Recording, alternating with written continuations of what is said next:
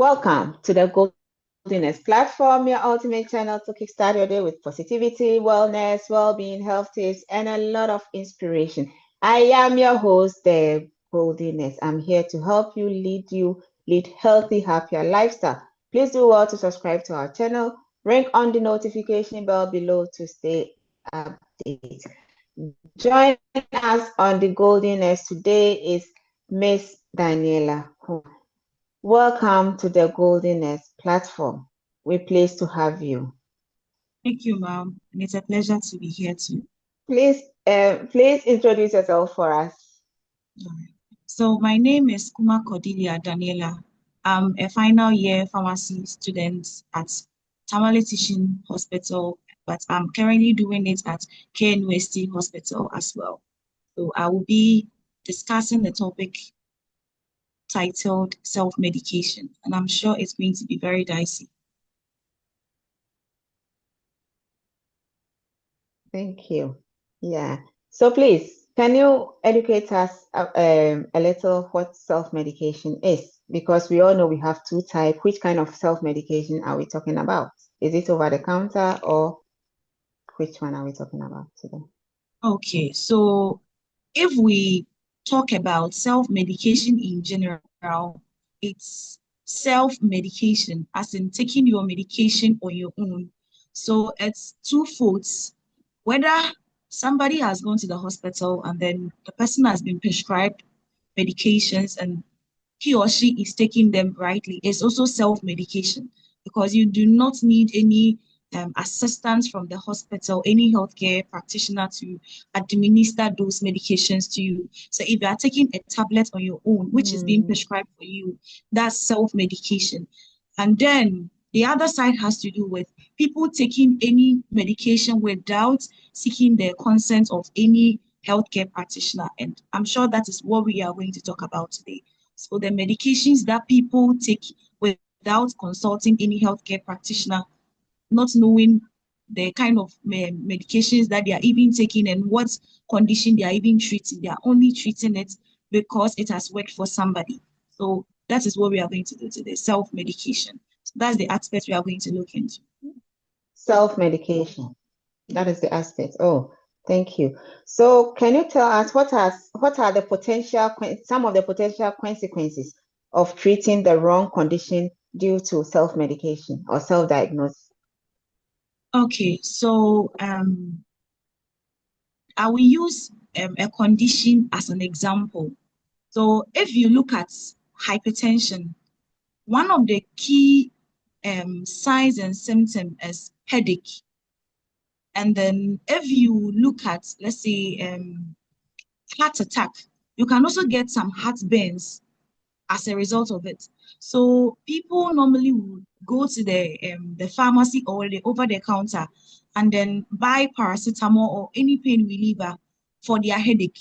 Meanwhile, this is hypertension. So you realize that they'll be taking the paracetamol or the ibuprofen for so many times, and by the time they go to the hospital, instead of starting from the lifestyle modification to treat their condition, they'll be going with so much of high BPs that you would want to start about 2 or 3 medications before their BPs come down or resolve. And mostly, if you look at the structure of how we treat hypertension, we're supposed to start with lifestyle modification. But people stay at home and take all sort of medications that by the time that they will come to the hospital for further management, we will be using about 2 or 3 medications. So these are some of the things that we get to see at the hospital. They come in with complications from something that we could have simply treated with one medication. So mostly people come with complications as a result of something they mistreated or treated wrongly. So that leads to my next question, which is asking, that is the danger part of postponing finding or seeking professional help. Professional how do you call it? Professional help for your problem instead of you medicating yourself when you postpone. Do you Okay, understand what I so mean? yes, please, I do. So mostly, like I said earlier on, people do not take, should I say, healthcare professional advice before they take some medications. So they always come to the hospital with complications. Most of the hypertensions that are seen, it's due to complications.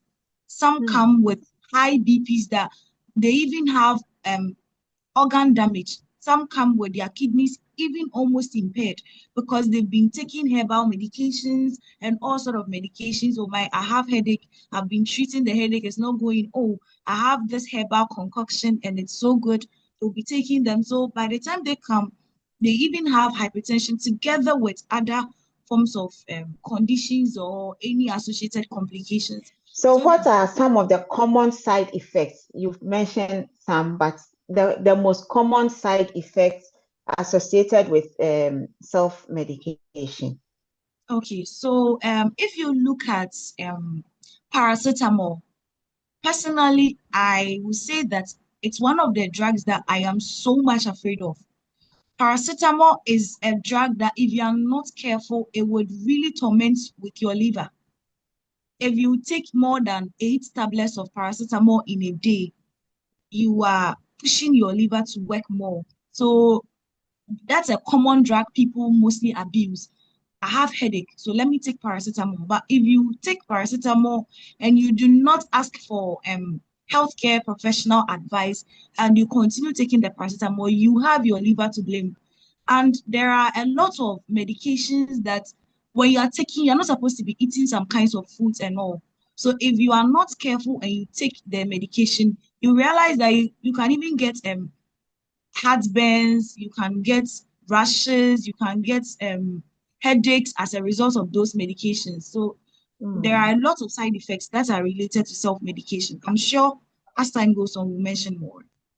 Yeah, yeah, yeah. So the common example of drug interactions you wanted to tell us and explain it to us. So now is the question, please. Okay, so if you look at paracetamol, I'll use paracetamol because Because paracetamol is that a is the drug that common, yeah.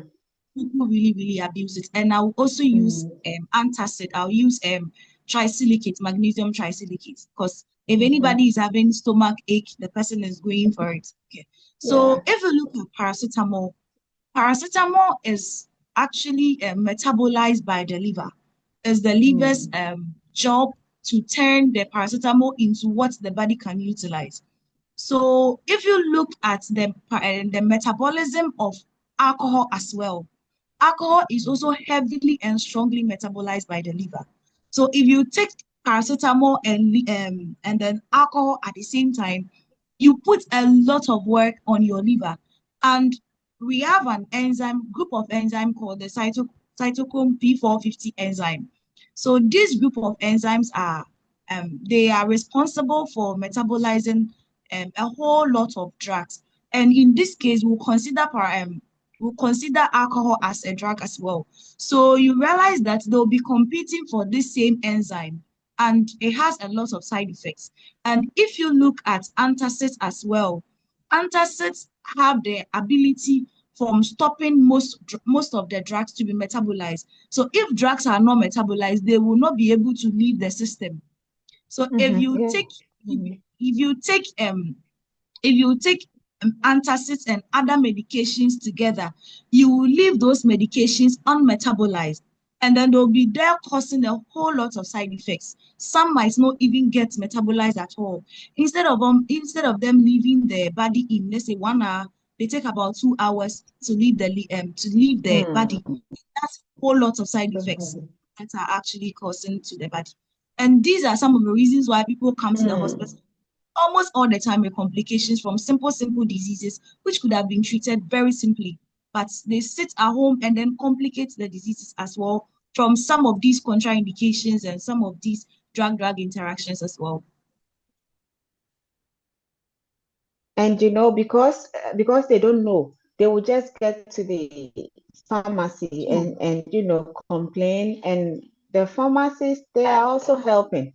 You see, they are helping them to do the self-medication as well. Yeah, Okay. they will prescribe. Okay, so I'll come in here a bit. Sometimes when you are at the pharmacy, you realize that somebody will come there comfortably saying that I'm buying para, I'm buying antacids, I'm buying this, I'm buying that. So sometimes you ask questions, okay, please, what are you using this paracetamol for? The person will be like, oh, I'm using it to treat my headache. Okay, I mean, it's an indication for headache. So you can simply sell the paracetamol to the person. However, where the issue comes Mm. is if you tell the person to go to the hospital, it becomes another issue. The person might not even go at all. And then you Mm. realize that you might be doing more harm than good. So that is why Yeah, some of the medications you would yeah, want to sell to them, and others you would ask further questions. yeah. Thank you. How does self-medication with antibiotics contribute to the rise of antibiotic uh, resistance? Oh, this is the genesis and revelation of self-medication. Now, where we are going is really, really, really bad. There is no good future ahead with the world of antibiotics because the way antibiotic resistance is overwhelming at the hospital is really bad. So what happens is that Mhm. sometimes if let's say a person comes with ear infection and he or she is supposed to take amoxicillin for let's say 7 days and then to treat that particular condition, you realize that the person will take it for just 2 days or 3 days, and the pain or the infection, the signs that the person sees that there is still an infection might have stopped. So you realize that they will stop maybe on the third day of starting the course, and then they'll leave the rest of the 4 days. So thinking that the infections have left, it could be that it had only suppressed the organism causing that particular infection. So you leave them to get resistance over the particular antibiotic that was used to treat the condition. So you realize that Mm. the next time the person comes to the hospital, if you are using that antibiotic, if you do culture and sensitivity tests for the organisms present against the antibiotics that are available, you realize that the kind of organisms that have affected the person are not responding to majority of the antibiotics that are there. And it's really, really becoming alarming because at first, some STIs like gonorrhea, syphilis, and all those other common STIs were responding to Cipro and other common antibiotics. It is shocking that now they are not responding Mhm. again. There has been a huge rise of antibiotic resistance.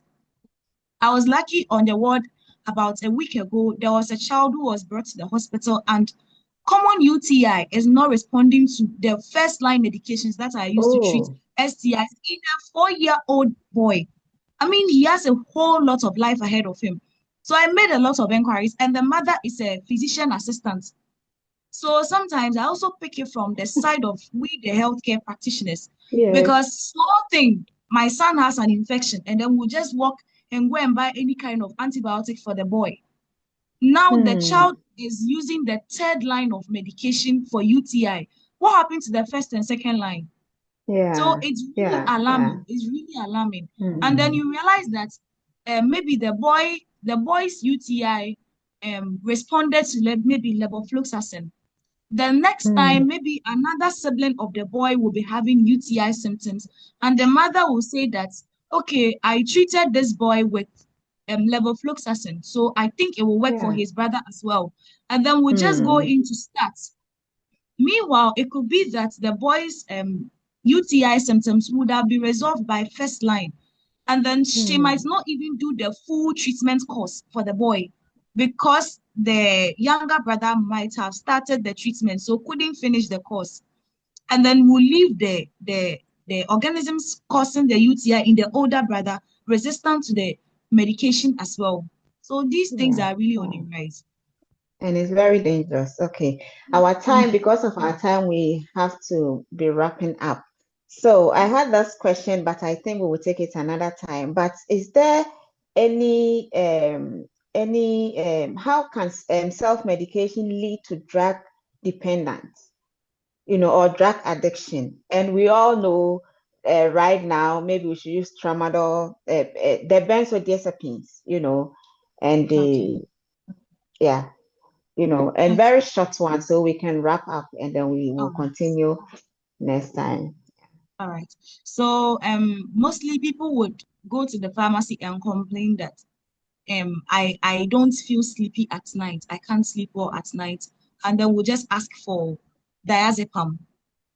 Instead of going to the hospital for further management, they'll just simply go there to ask for diazepam. And then they'll come take the first pill. It's allowing them to sleep well. The next time, Yeah. if they can't sleep again, they'll just be continuing to take them. Why? Because they're able to sleep well at night. So some Mm, of these things, they are afraid of the other side effects when they stop. So they would mm, continue to take them until they can't tolerate it anymore before they seek for medical anymore. attention. Before So they seek professional help. Oh, okay. Yes. So it is dangerous. Take home for today. Our time, we just ran out all of right. time. So take home So for today, please. okay. My simple advice and take home message is that we should mostly consult healthcare practitioners before we do any form of medication as well. If we are going to the hospital and there are any medications that we took before going there, we should also take those medications along. It will help to identify potential side effects and also drug-drug interactions as well. And if we have any allergies, we should keep course of those allergies so that we do not get exposed to our allergies as well. I think these are my take-home messages. Thank you very much, Miss Daniela. We are very grateful for your time and we appreciate you so much, the Golden S family.